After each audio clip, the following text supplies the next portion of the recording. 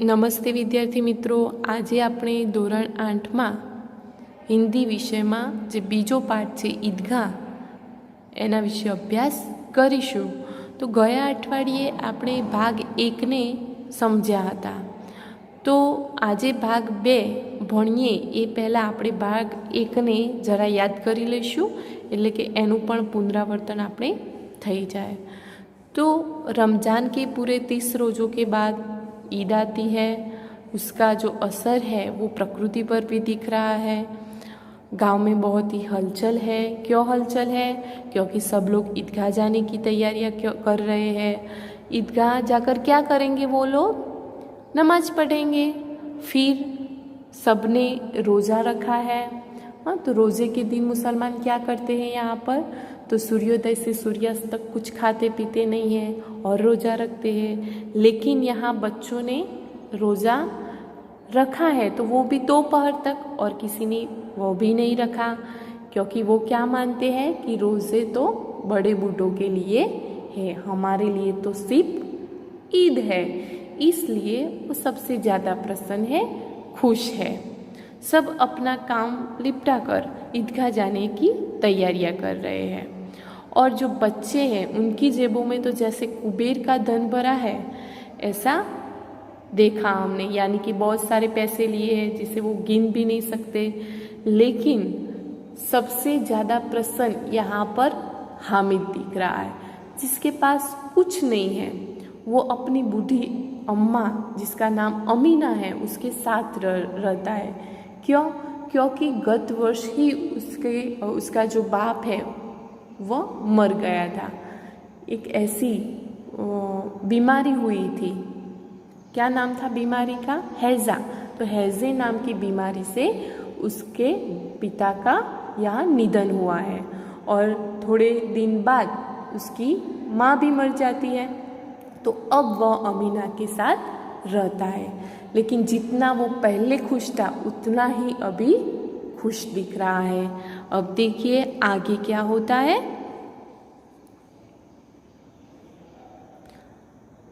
अब हामिद को भी ईदगाह जाना है, लेकिन देखिए हामिद के पाँव में जूते नहीं है. सिर पर एक पुरानी टोपी है जिसका गोटा काला पड़ गया है. गोटा गोटा यानी कि सुनहले या रूपहले तारों से गूंथी हुई डिज़ाइन, सोनेरी डिज़ाइन थी. आ ડિઝાઇન બનાવવામાં આવી છે ગોટાની. તો એના પગમાં ચપ્પલ પણ નથી. એના માથે જે ટોપી છે એ પણ ખૂબ જ જૂની થઈ ગઈ છે.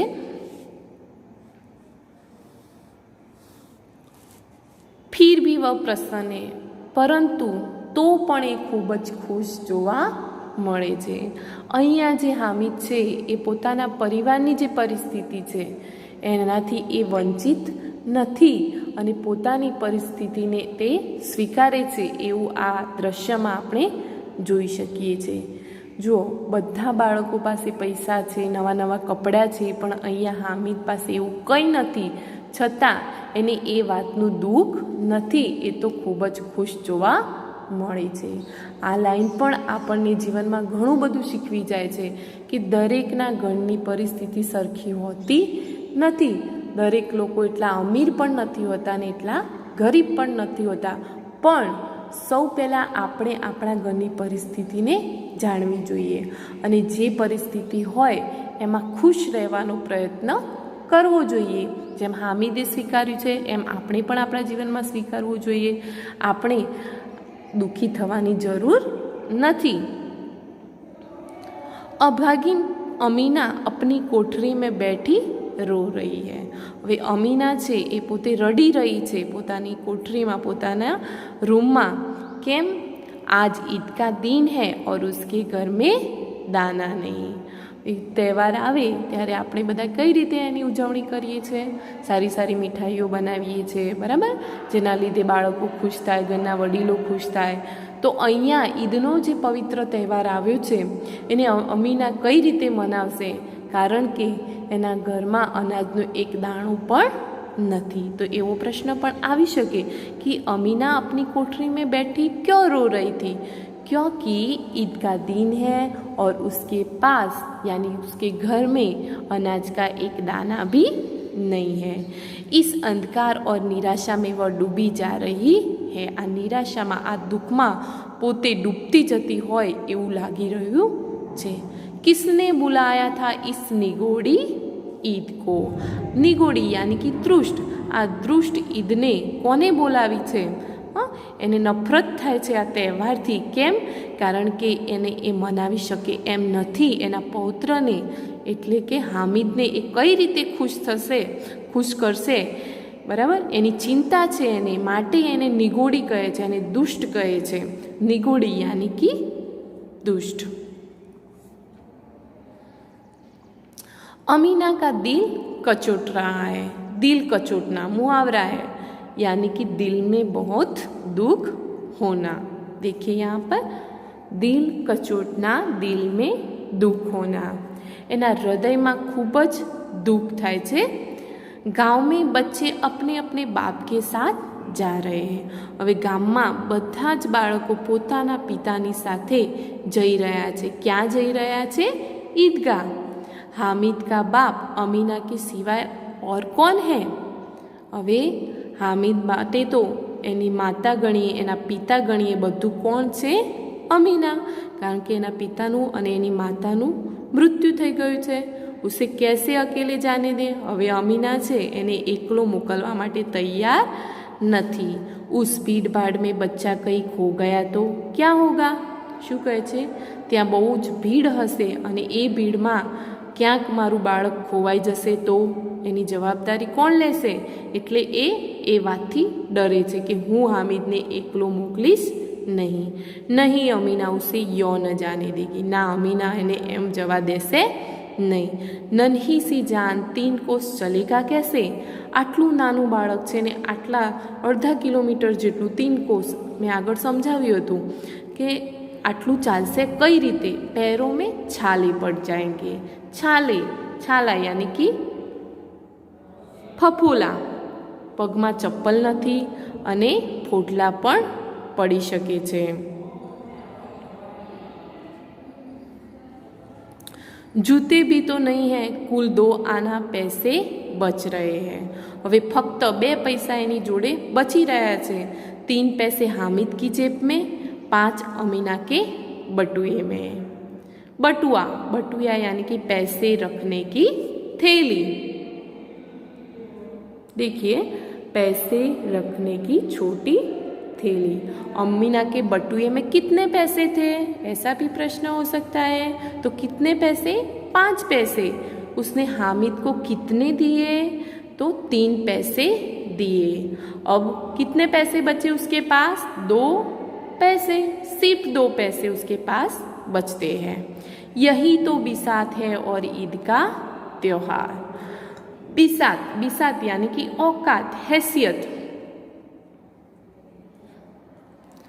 आटली ज हैसियत अमीनानी छे। अने एक तो आ ईदनो तहेवार आव्यो छे। अल्लाह ही बेड़ा पाल लगाए। आ मुहावरो छे, अल्लाह ही बेड़ा पाल लगाए। बेड़ा पाल लगाना यानी संकट से बचाना।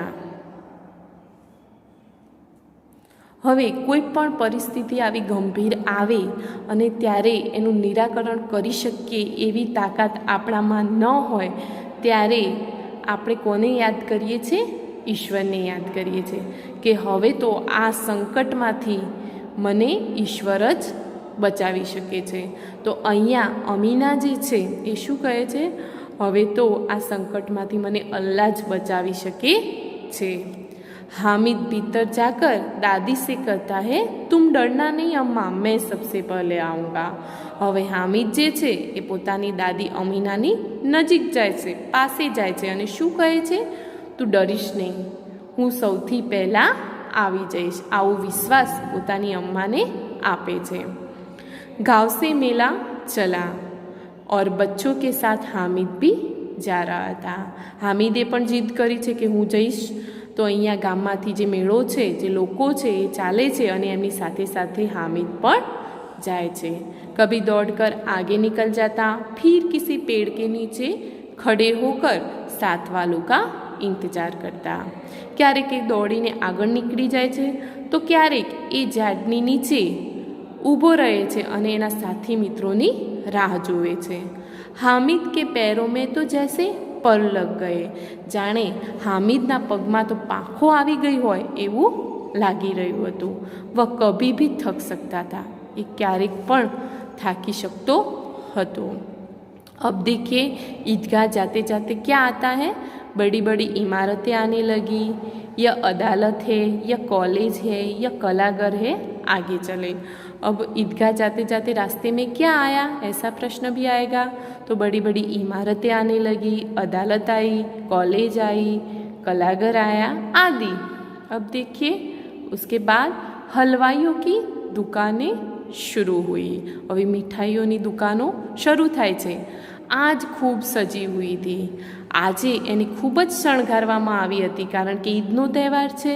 કોઈ પણ તહેવાર આવે એટલે કોઈ પણ જે સ્થાન હોય જ્યાં એની ઉજવણી થતી હોય એ જગ્યાએ તમે જ્યારે જશો ત્યારે જે દુકાનો હોય છે એ ખૂબ જ સજાવેલી હોય છે, ખૂબ જ શણગારેલી હોય છે. તો અહીંયા પણ જે દુકાનો હતી એ ખૂબ જ શણગારેલી હતી. इतनी मिठाइयाँ कौन खाता है, देखो न एक एक दुकान पर मनो होगी. आटली बधी मिठाइयों खाय छे कोण, तो पण जुओ ने दुकान पर केटली भीड़ जोवा मळे छे. सहसा ईदगाह नजर आई, एटलामां अचानक ईदगाह देखाय छे. इमली के घने वृक्षों की छाया है, नीचे पक्का फर्श है, उस पर जाजिम बिछी हुई है. આંબલીનું એક ઘટાદાર વૃક્ષ છે, એના છાયડામાં નીચે પાકું તળિયું છે, ફર્શ તળિયું. ઉસ પર જાજીમ બીછું હોય, એટલે જાજમ એટલે પાથરણું પાથરેલું છે. રોઝેદારો કી પંક્તિયા એક કે પીછે એક ન જાને કહા તક ચલી ગઈ હૈ. હવે રોઝેદાર એટલે જેને ઉપવાસ રાખ્યા છે એને રોઝેદારો કહે છે. તો એની પંક્તિ એટલે લાઈન એક પછી એક ખૂબ જ લાંબી જોવા મળે છે.